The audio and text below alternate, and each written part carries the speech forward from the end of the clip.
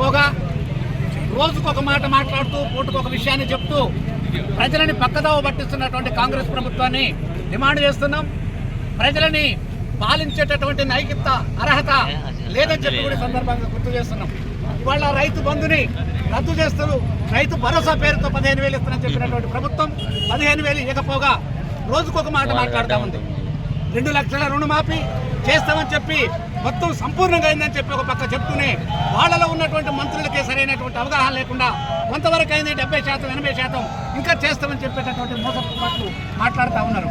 వాళ్ళ ప్రభుత్వం ప్రజల పట్ల, ప్రజలకు ఇచ్చినటువంటి హామీల పట్ల చిత్తశుద్ధి లేకుండా ఇవాళ ప్రజల్ని మోసం చేస్తూ రోజుకొక మాట మాట్లాడుతున్న సందర్భంగా చూస్తూ ఉన్నాం.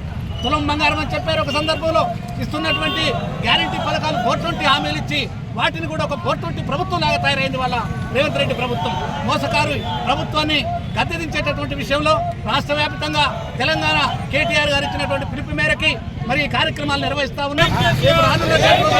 ఇంకా ప్రజలకు చేసేటటువంటి మోసాలను ఎండగడుతూ ప్రజా వ్యతిరేకమైనటువంటి కాంగ్రెస్ ని గద్దెదించే వరకు కూడా ప్రతి ఒక్కరూ పోరాటం చేసినటువంటి అవసరం ఉంది. ఇవాళ ప్రజా వ్యతిరేక విధానాన్ని అవలంబిస్తున్నటువంటి ప్రభుత్వాలు ఎక్కడ కూడా మిగిలినటువంటి సందర్భాలు ఉప్పుకూలిపోయి ప్రజలకి హామీలు ఇచ్చినటువంటి ప్రభుత్వాలు కనపడకుండా పోయినటువంటి సందర్భాలు వాళ్ళ దేశంలో ముఖ్యంగా తెలంగాణ రాష్ట్రంలో కేసీఆర్ గారు అమలు చేసినటువంటి పథకాలు ప్రజలకు ఎంత ఉపయోగపడ్డాయో ఈ రోజు ప్రతి ఒక్కరు కూడా బాధపడతా ఉన్నారు.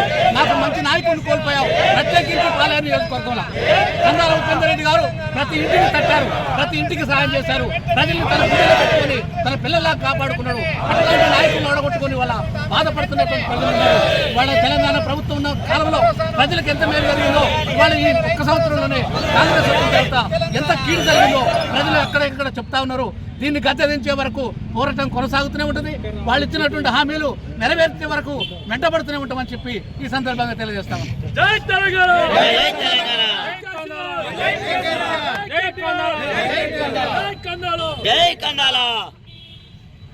ఈనాడు కాంగ్రెస్ ప్రభుత్వం 6 గ్యారెంటీ అధికారంలోకి వచ్చి ఈనాడు తెలంగాణ రాష్ట్ర ప్రజల్ని మోసం చేస్తుంది. ప్రతి పథకం కూడా స్టార్ట్ చేయటం, 10 పైసలు ఇవ్వగానే 90 పైసలు కూడా ఎగ్గొట్టే కార్యక్రమం చేస్తుంది. రైతు భరోసా అన్నారు. ఆనాడు ఎన్నికల హామీలో రైతు భరోసా మేము ఎకరానికి 15,000 ఇస్తామని అసలు వర్షాకాలం రైతు భరోసా ఎగ్గొట్టారు. ఇప్పుడు మళ్ళాగానే అనేక నిబంధనలు పెట్టుకుంటూ రైతు భరోసాని 12,000 ఇస్తామన్నారు. మొన్న డిసెంబర్లో అన్నారు, సంక్రాంతికి అన్నారు, మళ్ళీ జనవరి 26కి అన్నారు. ఇంకా అనేక హామీలు, మహిళలకు 2,500 ఇస్తామన్నారు, తులం బంగారం అన్నారు, స్కూటీలు అన్నారు, పేద మహిళలకి 12,000 రూపాయలు అని చెప్తూ అనేక దొంగ హామీలతోటి అమల్లో హామీలు ఇచ్చి అధికారంలోకి వచ్చినటువంటి కాంగ్రెస్ ప్రభుత్వం రేవంత్ రెడ్డి నాయకత్వంలో అనేక దొంగ మాటలు, డైవర్షన్ పాలిటిక్స్ ఈ రాష్ట్రంలో చేస్తూ ప్రజల్ని మభ్యపెడుతూ అనేక పథకాలను కూడా ఎగ్గొడుతున్నారు.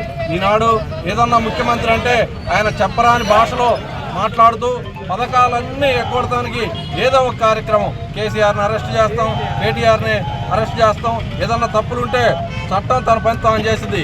కానీ ఈయన ఇచ్చిన హామీలు 100 రోజుల్లో చేస్తానన్న ముఖ్యమంత్రి ఈనాడు సంవత్సరం దాటినా కానీ ఏ ఒక్క కార్యక్రమం కూడా చేపట్టట్లేదు. రైతాంగాన్ని నిలువున మోసం చేస్తున్నారు. కేసీఆర్ ఉండగా రైతులు ఎంతో సుఖ సంతోషాలతోటి వదిలినారు.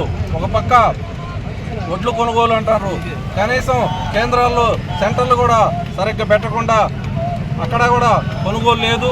ఏ కార్యక్రమం ఇచ్చినా కానీ అన్ని ఫెయిల్యూర్ ప్రోగ్రామ్స్ నడుస్తున్నాయి.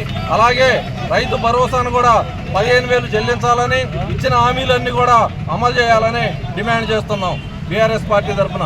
అలాగే కేటీఆర్ గారు ఏ పిలిపించినా కానీ పాల్గొంటున్నటువంటి కార్యకర్తలకు, అలాగే కందాల ఉపేందర్ రెడ్డి గారి ఆదేశానుసారం ఈ కార్యక్రమాలన్నీ కూడా చేస్తున్నాం. వీటి అన్నిటిలో పాల్గొంటున్నటువంటి బీఆర్ఎస్ పార్టీ కార్యకర్తలకు, నాయకులకు కృతజ్ఞతలు తెలియజేస్తున్నాం. జై కండాల, జై కండాల. ప్రజలందరూ కూడా చాలా సుభిక్షంగా ఉన్నారు.